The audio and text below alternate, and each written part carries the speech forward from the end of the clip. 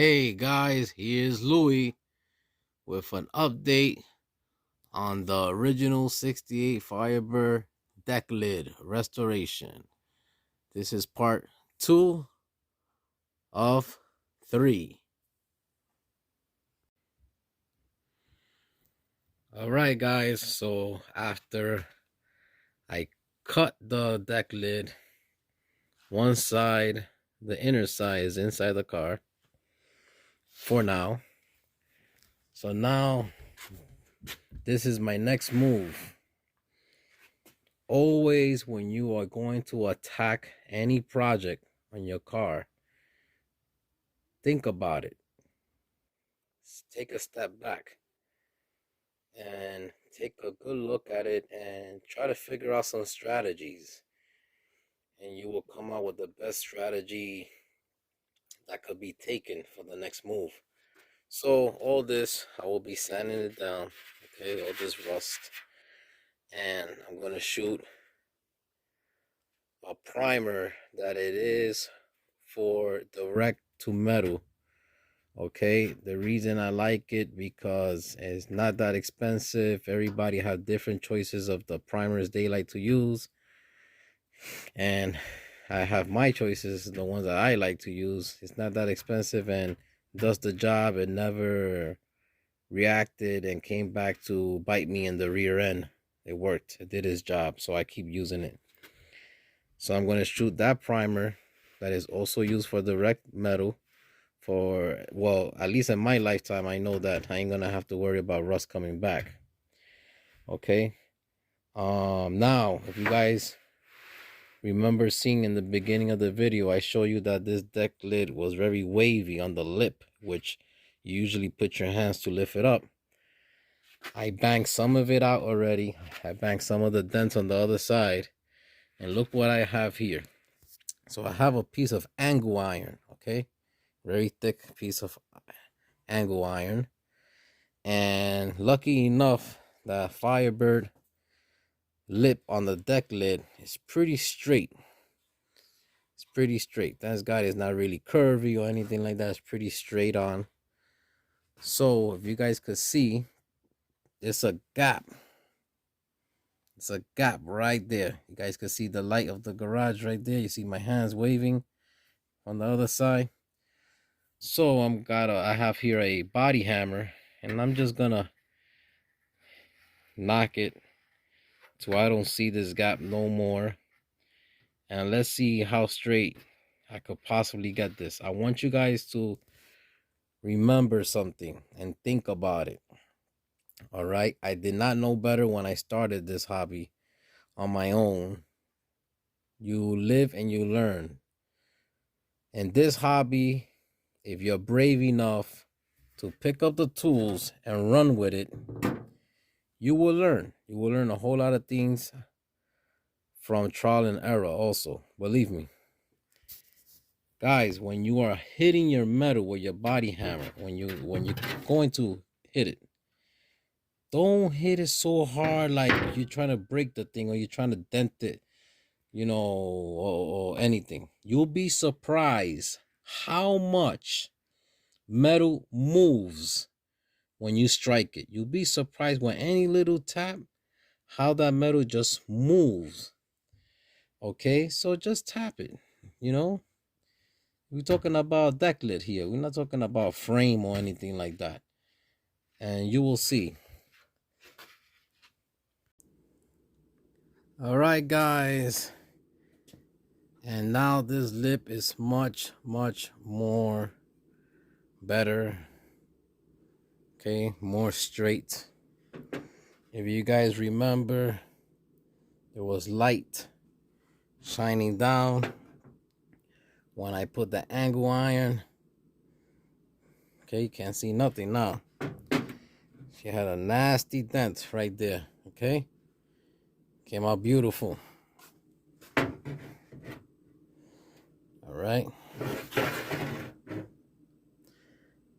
and that's my whole point of this repair here, trying to save an original panel. Okay, a little effort, little work, you are able to do it. Okay. Now to fix this, which is very loose rust, is like scaly. All right. I am going to be sanding this down. I'm going to use wire wheel first. I'm going to use sandpaper, put a rust converter. Okay. That's the oval shapes. I was talking about the stampings that are oval. Stamped out original deck lid, 67, 68 only. Have it straight going down from the P all the way down to spell Pontiac. All right. That's when you know you have an original deck lid. So now that I have welded everything up, of course comes the next process, and sheet metal work is grinding all the welds. She's coming nice and smooth. I will put a little light coat of filler on this and sand it smooth for any imperfections. And so far so good with the trunk lid. A little bit more work to keep going, and then after I finish grinding all the welds down, I will sand all this paint off and start the priming job. Okay, so now on the trunk deck lid, I'm up to this part. So this is the back part flipped upside down. So I used the wire wheel on the electrical drill there, and I did half for you guys could just see the difference. So I did from this half on. Look at how nice that's coming out. And I went also over it with believe it's 220 grit sandpaper, okay, just to make it a little bit smooth. And once I finish this side, I'll wash everything down with rubbing alcohol, okay, make sure she's nice and clean. Then I'll spray a rust converter, and from there I put a primer on it. So far so good. These are the very important steps that sometimes you just have to take, the extra steps you have to take when it comes to restoring a car. Guys, you're not gonna buy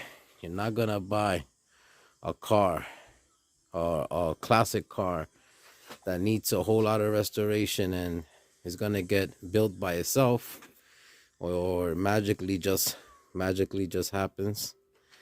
No. Okay. And when it's like a whole bunch of guys attacking the car, there's 5 guys like in a restoration body shop or something. But when it's only a one-man show, guess what? I ain't gonna lie, it's going to be a lot of work. But the more you do it, the better you get. Me doing the patchwork on this deck lid, believe me, that was the easy part for me. Cutting the metal, shaping the metal, welding the metal, grinding the metal. That was the easy part. The hard part was taking all the paint off. Okay, and I still gonna pass 80 grit sandpaper on all of this and make it nice and smooth. All right, these are the extra little steps you have to take. All right. And if you see here, these are stamping numbers for original deck lid, 67 and 68. So it's very important. All right. I still have a little metal work to do, little small hoses, pinholes here and there, and finish sanding this part, priming it. Then I'll put it back on the deck lid itself. Also sand this down, prime this, and weld everything going around. Stay tuned to see the finished product.